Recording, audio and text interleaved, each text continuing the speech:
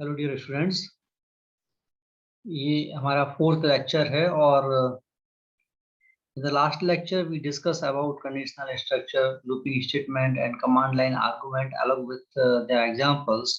Now we are proceeding to the Java inheritance and extending class.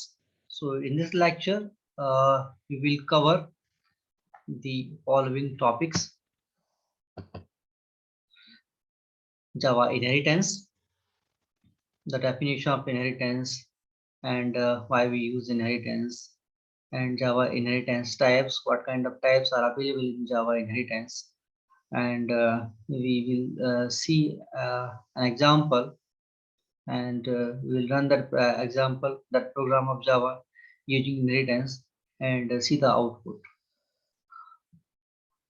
So what is inheritance? What is inheritance in Java? So the formal definition of inheritance is that inheritance in Java is a mechanism in which one object acquires all the properties and behavior of a parent object.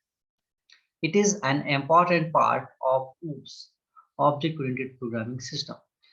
So basically, if we are considering an example of inheritance, so we represent the inheritance in following ways. Now in general, inheritance है क्या? यदि आपको inheritance को समझना है तो आपको अपने घर के कुछ एग्जांपल्स लेने होंगे.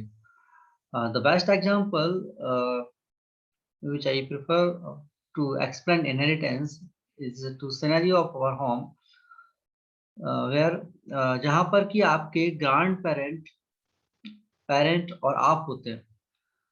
तो आपके जो पेरेंट्स हैं वो आपके ग्रैंड पेरेंट्स इनहेरिटेड है and you are inherited from your parents.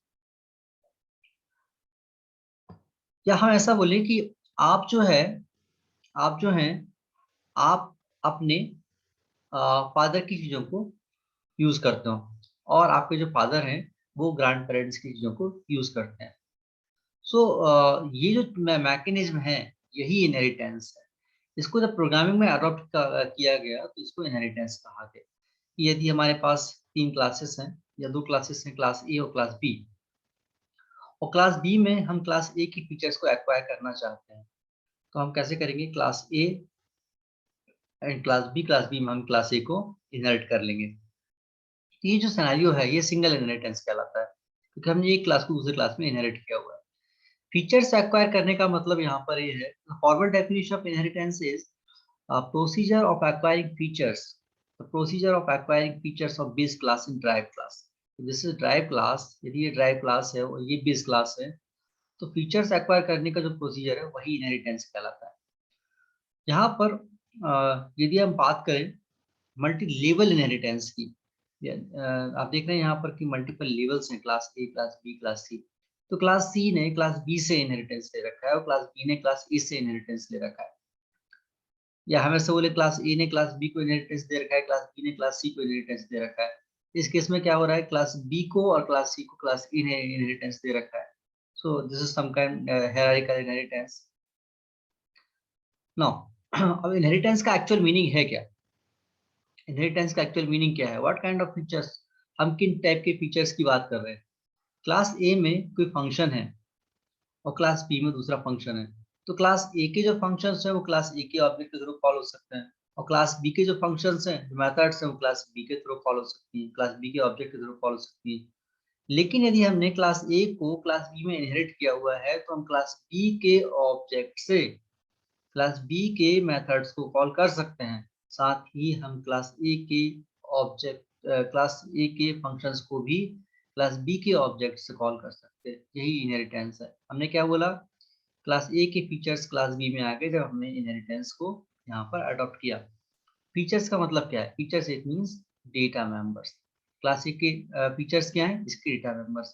तो जैसे ही हमने क्लास बी में क्लास ए को इनहेरिट किया तो उसके सारे के सारे फीचर्स क्लास बी में आ जाएंगे. और यदि हम इसको एग्जाम्पल में लेके चले कि ये चीज कैसे हम प्रोग्रामिंग में इम्प्लीमेंट करते हैं, तो यहाँ पर आपको ये एग्जाम्पल है जहाँ पर आप क्लास बी में क्लास ए को इनहेरिट करना चाहते हो और इसको प्रोग्रामिंग आपको इम्प्लीमेंट करना है. तो कैसे करेंगे? आपने क्लास बनाया क्लास ए और क्लास ए में आपने अपना कोडिंग, जो रिस्पेक्टिव कोडिंग जिस तरह से आप क्लास का करते हैं उस तरह से आपने कोडिंग कर लिया ना। आपने दूसरा क्लास बनाया क्लास बी, और वहां पर भी रिस्पेक्टिव कोडिंग आपने यहाँ पर कर लिया। आपको इनहेरिटेंस इंप्लीमेंट करना है, इट मींस क्लास बी में क्लास ए को आपको इनहेरिट करना है। तो simply you will just have to use keyword extends. आपको केवल एक्सटेंड्स कीवर्ड का यूज करना है और यहाँ पर लिखना है ए। तो आपने क्या किया, class B extends A, it means class B ने क्लास ए को एक्सटेंड किया है। तो यहाँ पर जो इनहेरिटेंस का प्रोसीजर है वो एक्सटेंडिंग के थ्रू जाना जाता है, कि हम यहाँ पर ऐसा बोलते हैं class B extend class A, it means class B ने क्लास ए को इनहेरिट किया। सी प्लस प्लस में हम कॉलन साइन यूज करते हैं और यहाँ पर हम एक्सटेंड्स कीवर्ड यूज करते हैं। तो नथिंग कॉम्प्लेक्स, यहाँ पर सिंपल सी ये आपका एग्जांपल है जहाँ पर आपने यदि क्लास बी में क्लास ए को इनहेरिट करना है तो आप कैसे लिखोगे, क्लास बी एक्सटेंड्स ए। पब्लिक तो आप जानते ही हो, हमने यहाँ पर पब्लिक क्यों यूज किया है। Now we are going on one example, real world example. हम इसमें एक प्रोग्राम को हम इम्प्लीमेंट कर लेते हैं यहाँ पर, और उस प्रोग्राम को हम समझेंगे और हम उस प्रोग्राम को रन करेंगे सो दैट हमको ये पूरा जो कॉन्सेप्ट है प्रैक्टिकली भी समझ आ जाए। तो प्रोग्राम देखते हैं जिससे हमको इनहेरिटेंस और भी अच्छे से क्लियर हो जाए। जावा में हमने क्लासेस बनाना सीखा था कि क्लासेस कैसे बनाते हैं। वो सिंपल है, आपने यहाँ पर एक क्लास बनाया m1, और उस क्लास m1 के अंदर आपने पब्लिक टैग का एक पब्लिक एक्सेस स्पेसिफायर के साथ एक फंक्शन क्रिएट किया। और फंक्शन कौन सा है, वो मेथड कौन सी है, सम।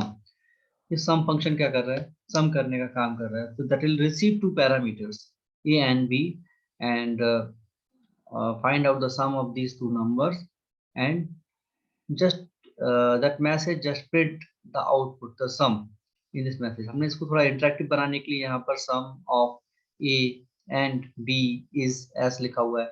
यहाँ पर आपको एक चीज और सीखने को मिलेगी कि यदि मुझे यहाँ पर दो स्ट्रिंग्स को कॉन्केट करना है तो मैं प्लस का साइन का यूज करता हूँ, और जितना प्रैक्टिस करेंगे उतना उसको इंटरेक्टिव आउटपुट्स को आप बना पाएंगे। तो यहाँ पर मैंने एक क्लास लिया, क्लास m1 बनाया, उस m1 क्लास के अंदर सम फंक्शन बनाया जो कि दो पैरामीटर रिसीव करता है।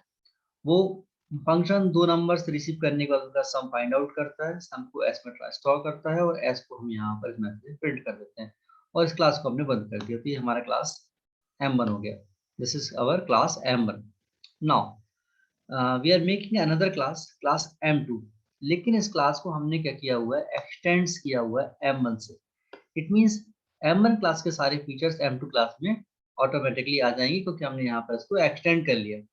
फीचर्स इट मींस अभी जो बॉयड सम है ये किसके अंदर आ जाएगा, m2 के अंदर आ जाएगा, क्योंकि हमने यहाँ पर m1 क्लास को इनहेरिट किया हुआ है। m1 क्लास को इनहेरिट किया हुआ है, मतलब फीचर्स इसके कहाँ पर आ जाएंगे, यहाँ पर। और इस क्लास के अंदर आके हमने एक और फंक्शन बनाया mul, और यहाँ पर हमने दो पैरामीटर रिसीव किए, जैसे हमने यहाँ पर किए थे वैसे ही दो पैरामीटर हमने यहाँ पर रिसीव किए, उनका मल्टीप्लिकेशन फाइंड आउट किया, और उसको हमने जस्ट प्रिंट कर दिया यहाँ पर m। आप चाहो तो इस मैसेज को इतना कॉम्प्लेक्स ना बनाकर सिंपली मल्टीप्लिकेशन लिखकर आप यहाँ पर m को प्रिंट कर सकते हैं। तो हमने यहाँ पर हमने फाइंड आउट किया मल्टीप्लिकेशन, और उसको हमने यहाँ पर प्रिंट करा दिया। तो क्या हुआ, बेसिकली एक क्लास m1 है जिसमें सम फंक्शन है, एक क्लास m2 है जिसमें mul फंक्शन है, लेकिन हमने यहाँ पर m2 क्लास को इनहेरिट किया हुआ है m1 क्लास से। तो हम ये कह सकते हैं कि m2 क्लास में m1 क्लास के फीचर्स आ गए।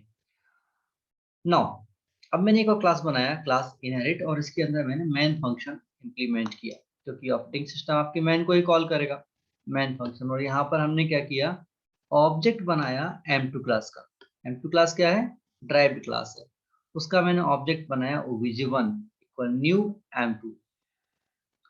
और इस obj1 के ऊपर यदि मैं सम कॉल करता हूँ तो ये सम कॉल होगा कि नहीं होगा, क्योंकि ये जो आपका m2 है ये कौन सा क्लास है, m2 क्लास कौन सा है, ड्राइव्ड क्लास। और यहाँ पर आपने फंक्शन इंप्लीमेंट किया था mul, लेकिन सम किसका फंक्शन है, m1 का। तो हम क्या कर रहे हैं, m2 के ऑब्जेक्ट पर सम को कॉल कर रहे हैं। तो ये तो प्रोसीजर गलत होना चाहिए कि जो ऑब्जेक्ट किसी और का है और फंक्शन कोई और कॉल कर रहा है।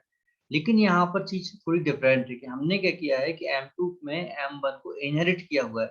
मतलब M2 के पास M1 की सारी फीचर्स आ गए। फीचर्स आने का मतलब उसके data members, public data members यहाँ पर ट्रांसफर हो गए। तो यहाँ पर हम सम अब कहाँ पर है, M2 के अंदर भी सम है, क्योंकि इसने M1 की फीचर्स को यहाँ पर एक्वायर कर रखा है। तो हम यदि obj1 पर, जो कि M2 का ऑब्जेक्ट है, उसको सम को कॉल करेंगे तब भी हमारा आउटपुट आएगा, क्योंकि अभी सम फंक्शन को कॉल करने के लिए कैपेबल है। नाउ सेकेंडली आपके पास जो है हमने यहाँ पर obj1 पर जो है mul कॉल किया। obj1 किसका ऑब्जेक्ट है, M2 का, और mul किसकी मेथड है, M2 की। तो यहाँ तो कोई इशू है ही नहीं कि obj1 जो है उसी क्लास का ऑब्जेक्ट है और वहीं पर उसी की मेथड को कॉल कर रहा है, तो ये तो कोई मुद्दा नहीं है। लेकिन यहाँ पर obj1 जो है ये M2 का ऑब्जेक्ट है। obj1 किसका ऑब्जेक्ट है, M2 का ऑब्जेक्ट है, और जो M2 है वो ड्राइव्ड क्लास है, और हम ड्राइव्ड क्लास के ऑब्जेक्ट पर बेस क्लास की मेथड को कॉल कर रहे हैं। ये कैसे हो पाया, क्योंकि हमने यहाँ पर इनहेरिटेंस किया हुआ है। Now let's run that program. Let me run that program. Wait for a minute.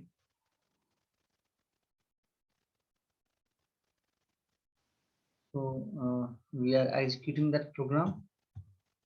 तो हमारा जो प्रोग्राम है उसका नाम है इनहेरिट। हम उस ड्राइव के अंदर आए जहाँ पर हमारा फोल्डर है जिसमें ये प्रोग्राम सेव है, वहाँ पर आकर हमने इस प्रोग्राम को कंपाइल किया। कंपाइल करने के लिए कमांड यूज करते हैं जावा सी। प्रोग्राम का नाम है inherit dot Java. So we are compiling that program. यदि कोई एरर होगा तो एरर शो करेगा, और यदि कोई एरर नहीं होगा तो प्रोग्राम प्रॉपर्ली कंपाइल हो गया। प्रोग्राम प्रॉपर्ली कंपाइल हो गया मीन्स यहाँ पर कोई एरर नहीं है। Now by using Java command we will execute that program। तो हमने यहाँ पर इसको एग्जीक्यूट किया, रन किया इस प्रोग्राम को। जैसे ही रन किया इसने आउटपुट शो किया सम of 10 and 20 is 30 and multiplication of 5 and 4 is 20। It means इसने सम मेथड भी कॉल कर दी और मल्टीप्लिकेशन भी मेथड भी कॉल कर दी। दोनों मेथड्स इसने कॉल कर दी और प्रॉपर इसने आउटपुट भी शो कर दिया। पर हमने यहाँ पर ऑब्जेक्ट केवल ड्राइव्ड क्लास का बनाया था, और ड्राइव्ड क्लास के ऑब्जेक्ट से हम बेस क्लास की मेथड को भी कॉल कर रहे हैं और ड्राइव्ड क्लास की मेथड को भी कॉल कर रहे हैं। सो यहाँ पर ये प्रूफ हो जाता है कि जो M2 क्लास है उस M2 क्लास ने जब M1 को इनहेरिट किया तो M1 की सारी मेथड्स को, पब्लिक मेथड्स को उसने यहाँ पर क्या किया, एक्वायर कर लिया। सो ये इनहेरिटेंस है, कोई डिफिकल्टी नहीं है। ये प्रोग्राम बिल्कुल सिंपल प्रोग्राम है। आपको यदि इसमें कॉम्प्लेक्सिटी फील हो तो आप चाहें तो यहाँ से इन सब चीज़ों को हटा सकते हैं। You can just print message like that some is, इस तरह से। तो हमने यहाँ पर सम फंक्शन बनाया और उसमें हमने सम कैलकुलेट करने के बाद प्रिंट कर दिया। Similarly in this program, in this part we can remove all these things. यदि आपको इसमें कॉम्प्लेक्सिटी फील हो रही है कि क्या क्या लिखा हुआ है तो आप इस तरह से कर सकते हो। यहाँ पर मल्टीप्लिकेशन प्रिंट कर देगा और यहाँ पर मल्टीप्लिकेशन प्रिंट कर देगा। कुछ नहीं करना, यहाँ एक फंक्शन बनाया हमने M1 में, M2 में एक फंक्शन बनाया। प्रॉपर अलग अलग क्लास हो गई, लेकिन M2 को हमने एक्सटेंड किया M1 से, मतलब M1 के फीचर M2 में आ गए। जब M2 में M1 के फीचर आ गए तो M2 का ऑब्जेक्ट M2 की मेथड्स को कॉल कर सकता है, एज वेल M1 की मेथड्स को भी कॉल कर सकता है। तो ये हमारा आज का लेक्चर था जिसमें हमको केवल इनहेरिटेंस डिस्कस करना था। इस इनहेरिटेंस को पढ़ना और समझना बहुत जरूरी है, क्योंकि जो अगला टॉपिक है वो हमारा आने वाला है एब्स्ट्रैक्ट क्लास। ओके, और एब्स्ट्रैक्ट क्लास के बाद आएगा interface. Inheritance, abstract class and interface ये आपस में रिलेटेड टॉपिक्स हैं। तो ये जो है मैंने आपको प्रोग्राम में बताया, इसका प्रैक्टिस करिए और इसको अच्छे से समझ लीजिए, so that we can proceed on abstract class and interface. Thank you.